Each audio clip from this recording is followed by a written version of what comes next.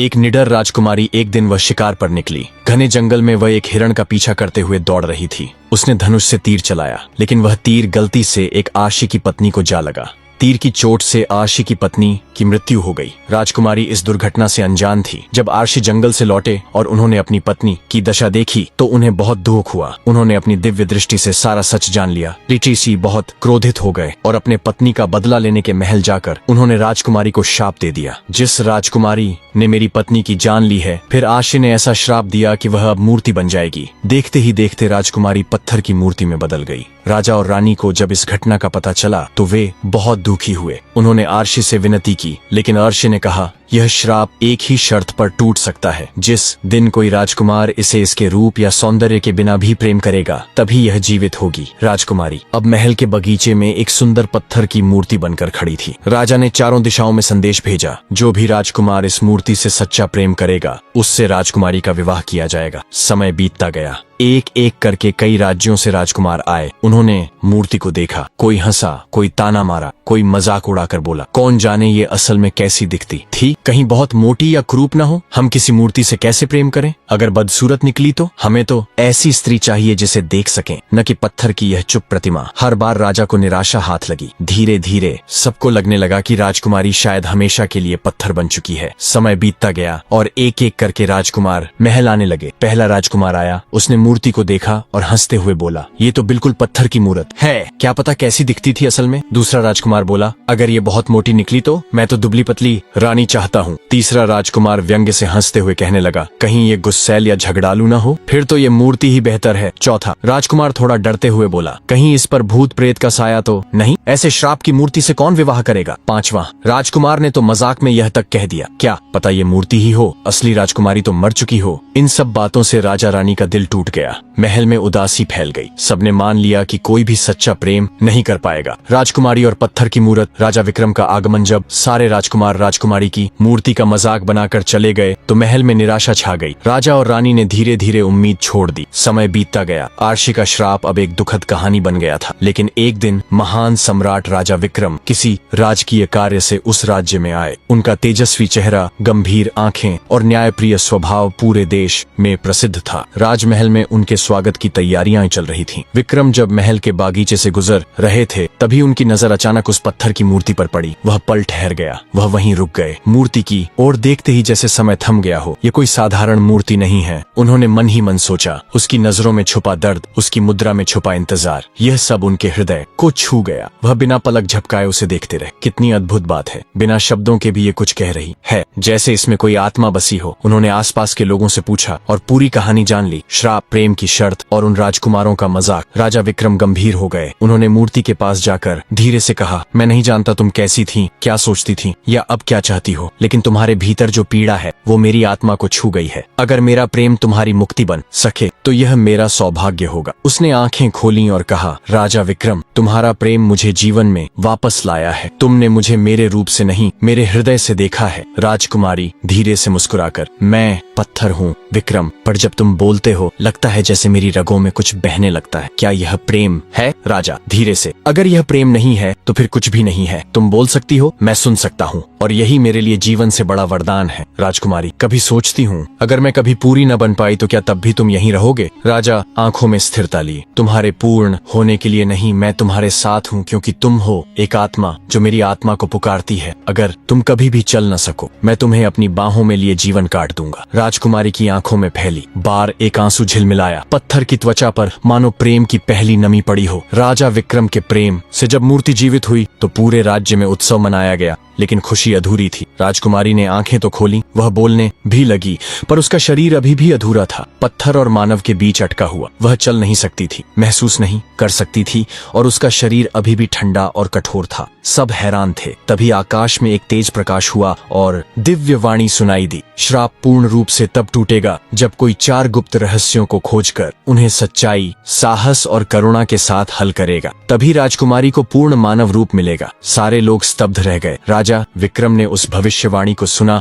और संकल्प लिया, मैं इन 4 रहस्यों की खोज करूंगा, चाहे इसके लिए मुझे समय, शक्ति या जीवन ही क्यों न देना पड़े। इसके बाद शुरू होती है एक नई यात्रा, एक श्रृंखला रहस्यमयी परीक्षाओं की, जहां हर रहस्य एक मूल्य की परीक्षा होगी। हर रहस्य एक जगह छुपा है, कोई घने जंगलों में, कोई साधुओं की गुफाओं में, कोई अपने ही मन के भीतर। राजकुमारी महल में प्रतीक्षा कर रही है, अधूरी लेकिन आशा से भरी, और राजा विक्रम निकल पड़ते हैं, एक राजा, एक प्रेमी और अब एक यात्रा पथिक बनकर। अगली कड़ी में क्या होगा? क्या विक्रम 4 रहस्यों को हल कर पाएंगे? क्या हर रहस्य सिर्फ बाहरी होगा या उसे अपने भीतर झांकना भी होगा? क्या राजकुमारी को पूरा जीवन मिलेगा? पहली शर्त पूरी करने के लिए राजा को एक रहस्यमय जंगल में रहने वाले अद्भुत पति पत्नी से एक अनमोल मोती लाना था। जैसे ही राजा घने और रहस्यमय जंगल में पहुंचा, चारों ओर सन्नाटा और अजीब सी खुशबू फैली हुई थी। पेड़ों की डालियों पर अनजानी चिड़ियों की आवाजें गूंज रही थीं। वह जानता था कि उसे वहां एक ऐसे अद्भुत पति पत्नी से मिलना है जो किसी आम इंसान की तरह नहीं, बल्कि किसी जादुई दुनिया के प्राणी लगते थे।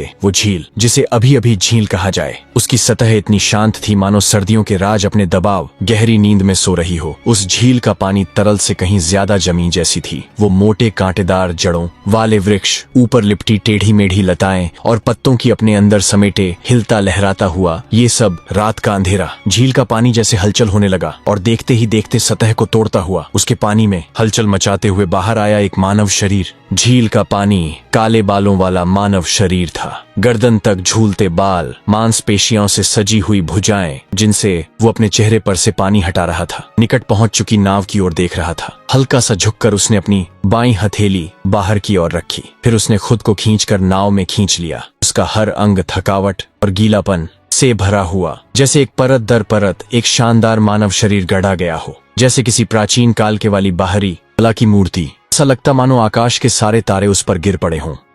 उसने ऊपर ऊपर आकाश में उस सुबह को महसूस करते हुए देखा।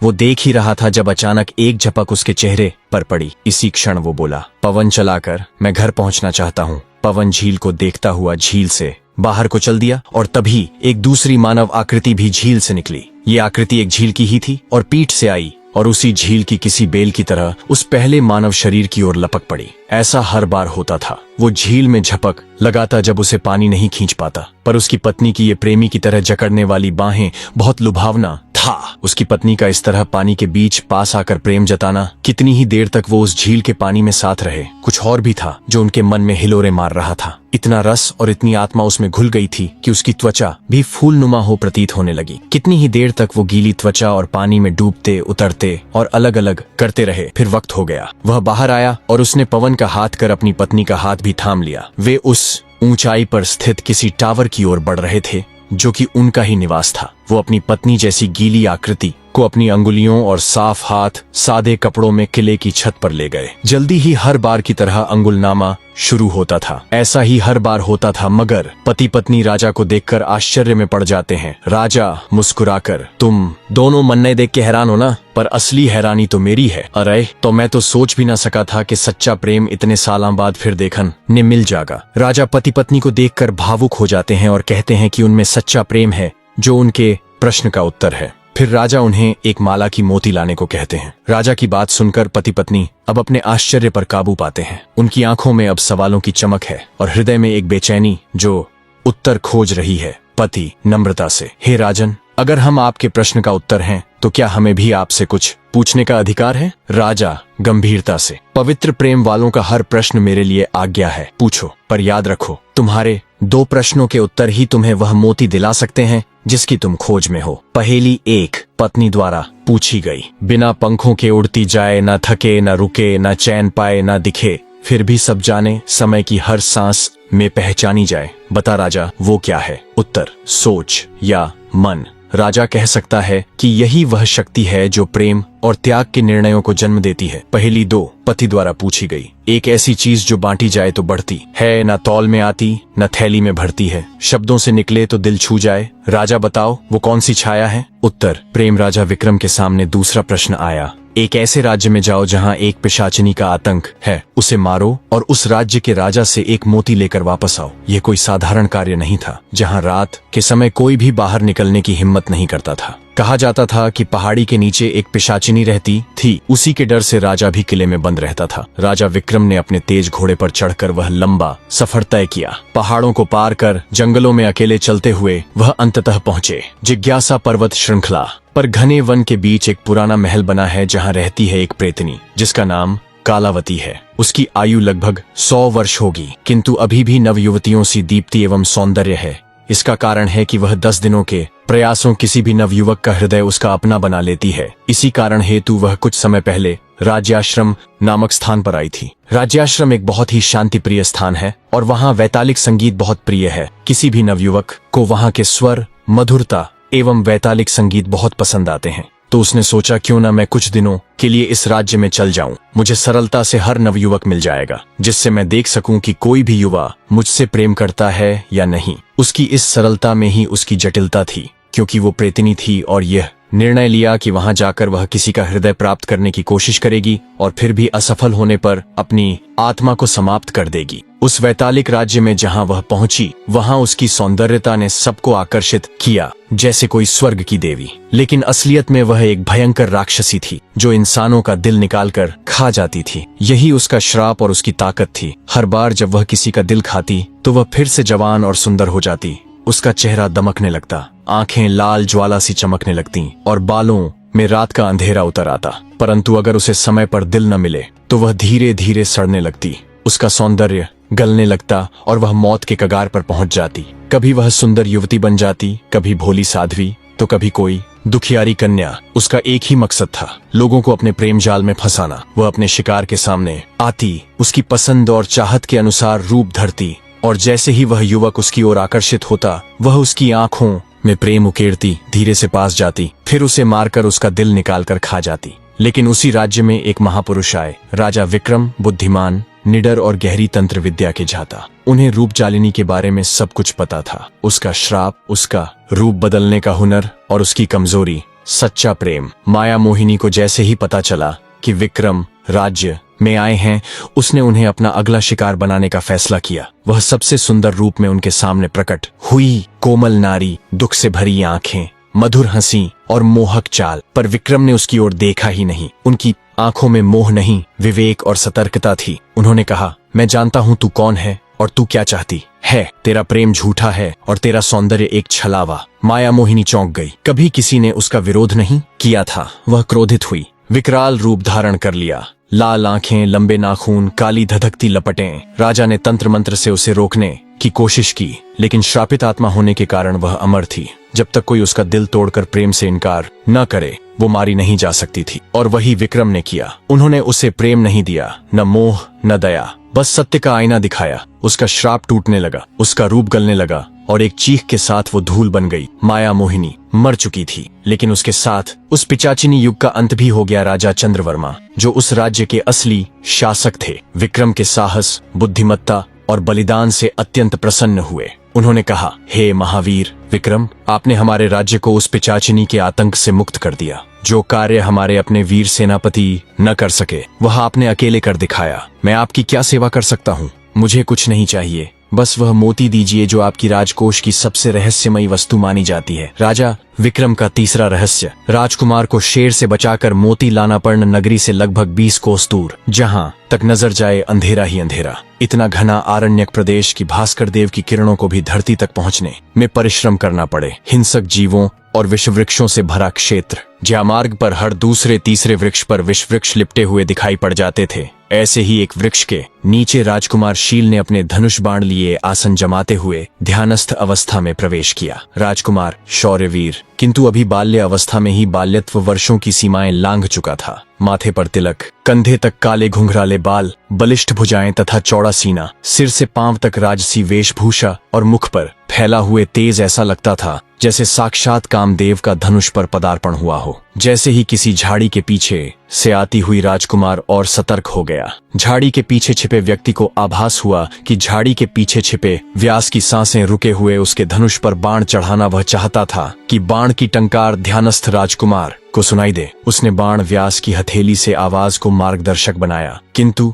ज्यों ही बाण धनुष से छूटा, बाण पर्यंत हो गया, अपने लक्ष्य को मात्र छूकर विकल गया। वह हर्षित था कि उसके लक्ष्य की मात्र छूकर विकल गया। वह हर्षित था कि उसके लक्ष्य की मात्र झलक मिलन गया, परंतु फिर भी राजकुमार की आंखों में आंखें डालते हुए अचानक वह व्यक्ति बदल चुका था। राजकुमार के सामने एक लंबा चौड़ा व्याघ्र खड़ा था। हिम्मत नहीं हारी और व्याघ्र की आंखों में आंखें डालते हुए हाथ ने तरकश से निकालकर धनुष पर चढ़ाया। बाण सधे कदमों से आगे बढ़ता गया और राजकुमार लक्ष्य साधते हुए पीछे। अचानक राजकुमार की पीठ के भी बाण के गुरगुराने की आवाज आई। उसने पीछे मुड़कर देखा, उसके ठीक पीछे एक बड़ा व्याघ्र खड़ा था। आश्चर्यचकित व्याघ्र आहत बनने की स्थिति में आ गया था। दोनों व्याघ्र आक्रामक करने की मुद्रा में आगे बढ़ रहे थे और बीच में सिर्फ एक युवक था, राजकुमार। उसे अपने समग्र साधारण मृत्यु सुनिश्चित देने वालों में किसी भी एक व्याघ्र का सामना करते हुए दूसरा व्याघ्र द्वारा मृत्यु सुनिश्चित थी। किसी भी एक ओर चलाने से दूसरे व्याघ्र द्वारा मृत्यु सुनिश्चित थी। दोनों बाणों ने राजकुमार को आहार बनाने हेतु अपना धनुष खींचा था। उनके हाथ कांप रहे थे।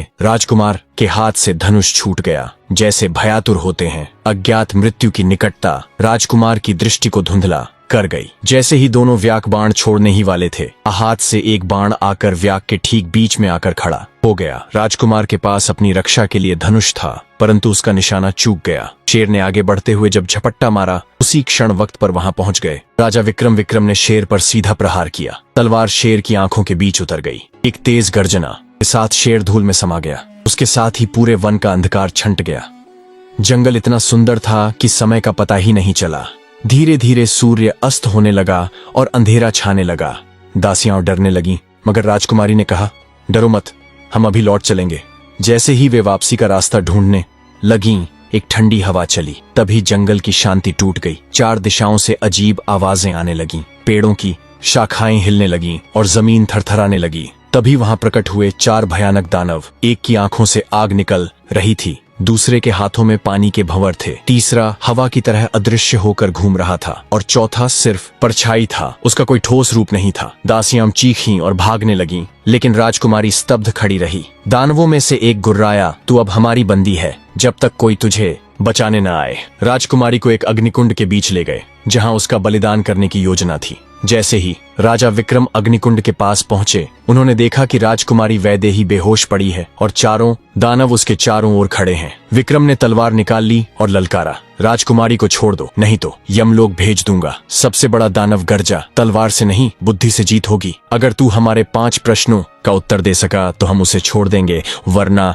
विक्रम ने बिना डरे कहा, पूछो, मैं तैयार हूँ। पहेली 1, अग्निवाण अग्निदानव। मैं न खाया जा सकता हूँ न पिया जा सकता हूँ, लेकिन हर कोई मुझे जीता है और मेरे बिना जीवन अधूरा है। मैं क्या हूँ? विक्रम। सांस दानव चुप हो गया। पहला उत्तर सही था। पहेली 2, जलासुर जल दानव। मेरे पास कोई पंख नहीं, फिर भी मैं उड़ता हूँ। कोई शरीर नहीं, फिर भी सबको छूता हूँ। मैं क्या हूँ? विक्रम। हवा। दूसरा दानव भी पीछे हट गया। पहेली 3, वातवेग वायु दानव। जितना तुम मुझे लेते हो उतना मैं बढ़ता हूँ, अगर तुम मुझे छोड़ दो तो मैं मर जाता हूँ। मैं क्या हूँ? विक्रम। आग। तीसरा उत्तर भी सही निकला। पहेली 4, छायासुर छाया दानव। मैं हमेशा तुम्हारे साथ चलता हूँ, लेकिन जब अंधेरा होता है तब गायब हो जाता हूँ। मैं क्या हूँ? विक्रम। परछाई। अब बस एक अंतिम प्रश्न बचा था, आखिरी पहेली। सभी दानव मिलकर एक ऐसी चीज जो जितनी बांटी जाए उतनी ही बढ़ती है। न इसे छू सकते हो न देख सकते हो, फिर भी हर दिल में बसती है। विक्रम मुस्कुराए। प्रेम। चारों दानव चुप हो गए। उन्होंने सिर झुका दिया। तू विजयी हुआ राजा विक्रम, वे बोले। राजकुमारी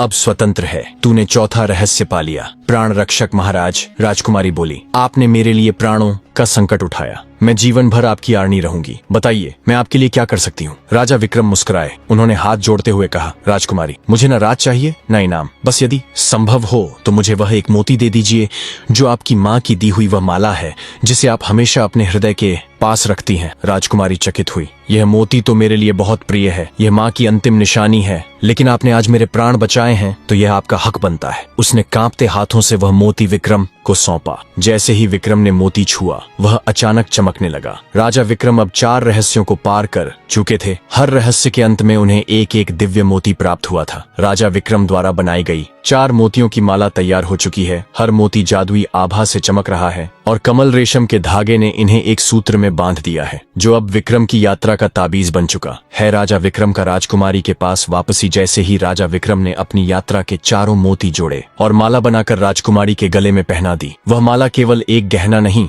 बल्कि एक प्रेम प्रस्ताव बन गई। मोतियों का हर रंग, हर चमक राजा के मन के भीतर छिपी भावनाओं को व्यक्त करता था। राजकुमारी ने माला पहनी और जैसे ही वह चमकीली माला उसके गले में बैठी, एक रहस्यमयी आभा चारों ओर फैल गई। उसका रूप दिव्य हो गया और राजा विक्रम की आंखों में न केवल सम्मान बल्कि एक गहरी मोहब्बत भी झलकी। राजकुमारी अत्यंत सुंदर थी। उसके चेहरे की आभा सूरज की किरणों को भी लजा देती थी और उसकी आंखों में ऐसा जादू था कि जो भी उन्हें देखता वही देखता रह जाता। उसके लंबे काले बाल, चांदनी सी उजली त्वचा और मीठी मुस्कान हर किसी का मन मोह लेती थी। विक्रम ने हाथ बढ़ाया और धीरे से कहा, राजकुमारी, यह माला सिर्फ 4 रहस्यों का प्रतीक नहीं है, यह मेरे दिल का भी हिस्सा है। यह माला केवल आपके गले में झंझने वाली नहीं बल्कि आपके जीवन का हिस्सा बननी चाहिए। मेरी यात्रा अधूरी थी जब तक मैं आपको ये नहीं दे देता। राजकुमारी की आंखों में चमक थी और वह मुस्कुराई। उसने राजा विक्रम की ओर देखा और धीरे से बोली, महाराज, ये माला अब केवल एक गहना नहीं, मेरे जीवन का हिस्सा बन गई है। आपने न केवल मुझे बचाया बल्कि मेरे भीतर एक नई शक्ति जगा दी है। अब हम दोनों एक हैं, न केवल शारीरिक रूप से बल्कि आत्मा से भी। राजा विक्रम ने राजकुमारी का हाथ थामा और कहा, मैंने हमेशा आपकी शांति और सुख की कामना की है और अब यह माला आपके साथ है तो मैं जानता हूँ कि हमारी यात्रा अब एक नए मार्ग पर आगे बढ़ेगी।